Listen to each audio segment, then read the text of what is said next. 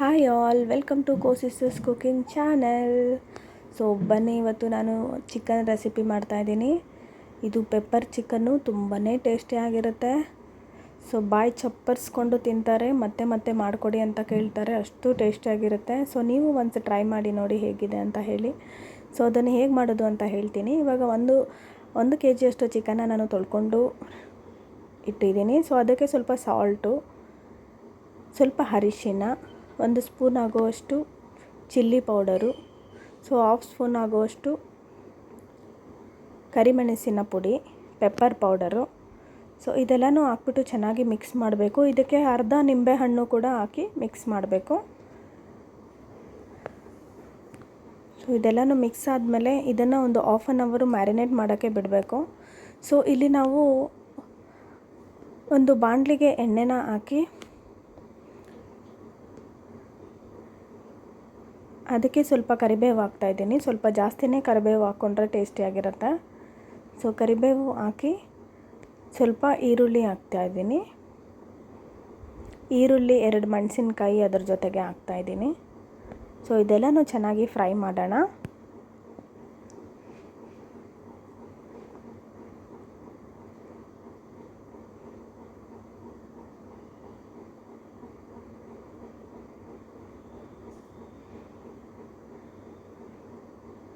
ಎಲ್ಲನೂ ಚೆನ್ನಾಗಿ ಫ್ರೈ ಮಾಡಿ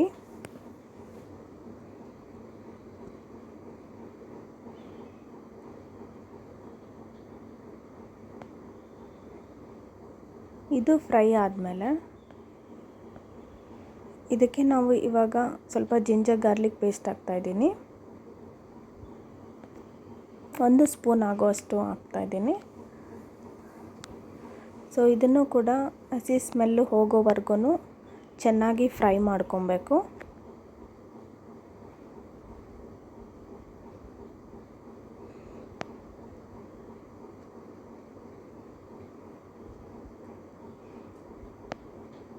ಸೊ ಇದಾದಮೇಲೆ ಇದಕ್ಕೆ ಸ್ವಲ್ಪ ಸ್ಪೈಸಸ್ ಆ್ಯಡ್ ಮಾಡಬೇಕು.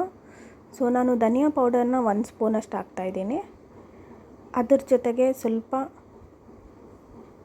Pepper powder. ನಾವು ಆಲ್ರೆಡಿ ಮ್ಯಾರಿನೇಟ್ ಮಾಡೋಕ್ಕೆ ಹಾಕಿರ್ತೀವಿ, ಅದನ್ನು ನೋಡಿಕೊಂಡು ನಾವು ಖಾರ ಎಷ್ಟು ಬೇಕಾಗುತ್ತೋ ಅಷ್ಟಕ್ಕೆ ತಕ್ಕಂಗೆ ಹಾಕ್ಕೊತಾ ಇದ್ದೀನಿ. ಸೊ ಧನಿಯಾ ಪೌಡರು, ಪೆಪ್ಪರ್ ಪೌಡರು ಸ್ವಲ್ಪ ಹಾಕಿದ್ದೀನಿ. ಸೊ ಇವಾಗ ಸ್ವಲ್ಪ ಚಿಲ್ಲಿ ಪೌಡರ್ ಹಾಕ್ತಾಯಿದ್ದೀನಿ. ಸೊ ಆಲ್ರೆಡಿ ನಾವು ಮ್ಯಾರಿನೇಟ್ ಮಾಡೋವಾಗ ಹಾಕಿರ್ತೀವಿ, ಸೊ ನೋಡಿಕೊಂಡು ಹಾಕ್ಕೊಳ್ಳೋಣ.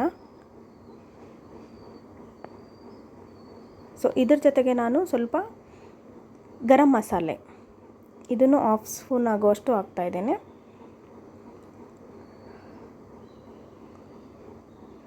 ಇದೆಲ್ಲನೂ ಹಾಕಿ ಚೆನ್ನಾಗಿ ಮಿಕ್ಸ್ ಮಾಡೋಣ. ಚೆನ್ನಾಗಿ ಮಿಕ್ಸ್ ಮಾಡಿ ಆದಮೇಲೆ 2 ಟೊಮೊಟೊನ ಹಾಕ್ತಾಯಿದ್ದೀನಿ ಕಟ್ ಮಾಡಿ.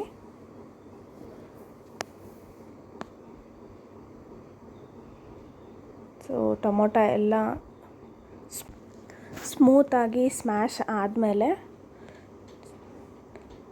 ಅದರಲ್ಲಿರೋ ಎಲ್ಲ ಹಸಿ ವಾಸನೆ ಸ್ಮೆಲ್ಲೆಲ್ಲ ಹೋಗಿ ಆಯಿಲೆಲ್ಲ ಆಚೆ ಬರುತ್ತೆ. ಸೊ ಅಲ್ಲಿವರೆಗೂ ಅದನ್ನು ಫ್ರೈ ಮಾಡೋಣ.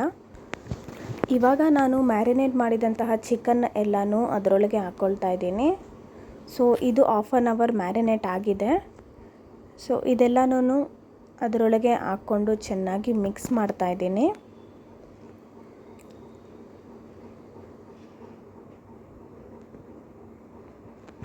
ಚೆನ್ನಾಗಿ ಮಸಾಲೆ ಎಲ್ಲ ಚಿಕನ್ಗೆ ಫುಲ್ ಮಿಕ್ಸ್ ಆಗಬೇಕು.